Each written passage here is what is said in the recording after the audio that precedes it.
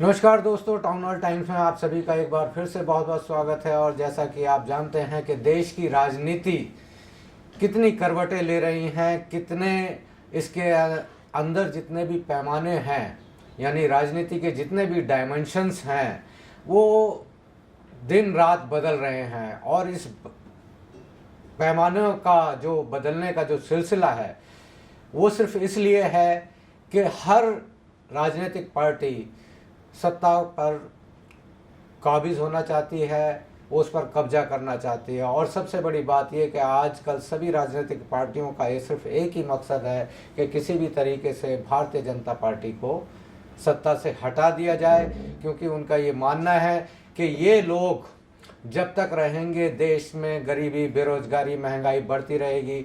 देश को ये कुछ गिने चुने पूंजीपतियों के हाथ में बेच देंगे।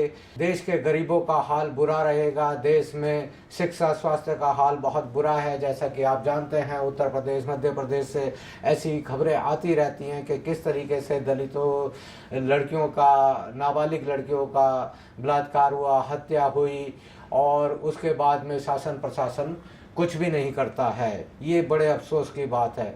तो देश की राजनीति को बदलने का जो जिम्मा कांग्रेस ने दो लोगों पर दिया है, वो उसमें से एक है मल्लिकार्जुन खड़गे, जिन्होंने जो एक दलित को इंडियन नेशनल कांग्रेस का अध्यक्ष बनाया, यानी कि सारी की सारी कमांड इस वक्त में एक दलित के हाथ में है। और अब आज जो एक और बहुत बड़ा जो परिवर्तन हुआ है कांग्रेस की राजनीति में, वो ये कि जो एससी डिपार्टमेंट के जो नेशनल चेयरमैन हैं, वो एडवोकेट राजेंद्र पाल गौतम जी को बनाया गया है। राजेंद्र पाल गौतम जी पहले आम आदमी पार्टी में थे, और उसके बाद में राजेंद्र पाल गौतम जी लगातार इसमें अपने जय भीम मिशन में और दलित राजनीति से जुड़ रहे, अपने दलित लोगों के लिए, वंचित समाज के लिए, पिछड़े समाज के लिए काम करते आए हैं और कर रहे हैं। और नेशनल स्तर पर ही ये कर रहे हैं, राष्ट्रीय स्तर पर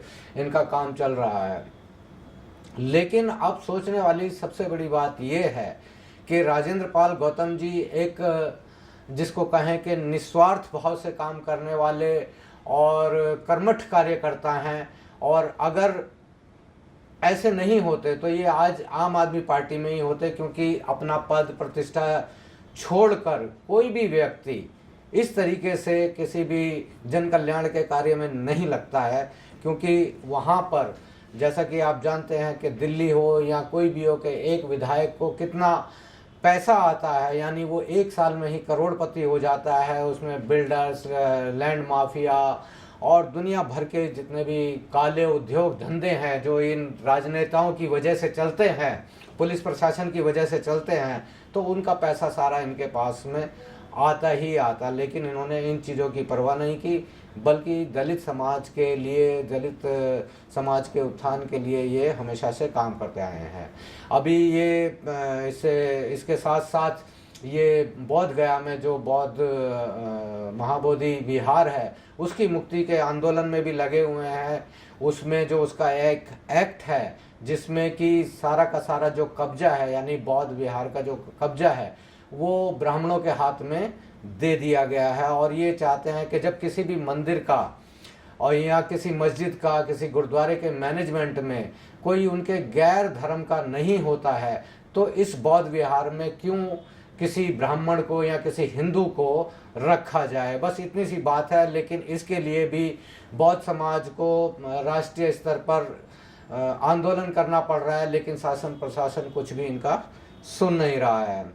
दूसरी बात यह है कि जो इनके सामने एक जो बिगेस्ट चैलेंज कांग्रेस में रहेगा, ये बात अलग है कि कांग्रेस में एससी डिपार्टमेंट और दलितों के अधिकार की बात करना या इस तरह की बात करना, बाबा साहब का नाम लेना, ये राजनीति के स्तर पर मतलब कि बड़ा आसान है और बड़ा ही एक धूर्त तरीका है कि भाई आप उन लोगों का एक डिपार्टमेंट बना दीजिए, उन लोगों के किसी प्रतिनिधि को उसमें रख दीजिए कि भाई ये आदमी उनका प्रतिनिधित्व करेगा और ये आदमी उनकी बातों को आगे बढ़ाएगा। लेकिन क्या सच में ऐसा हो पाता है?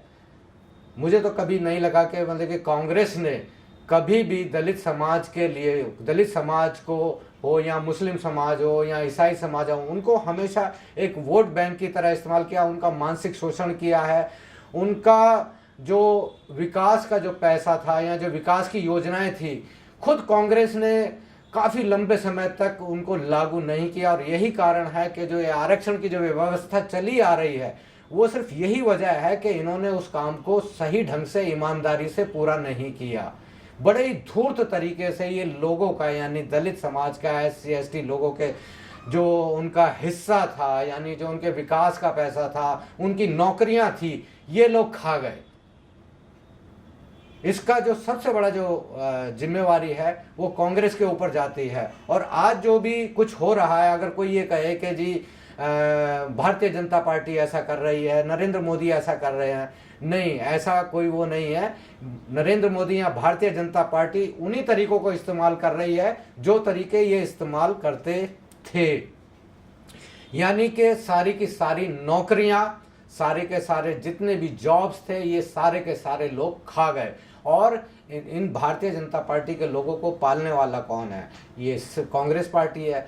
इस देश में मनुवाद को फैलाने वाला कौन है? ये कांग्रेस पार्टी है। इस देश में सांप्रदायिकता की राजनीति करने वाला कौन है? ये कांग्रेस पार्टी है।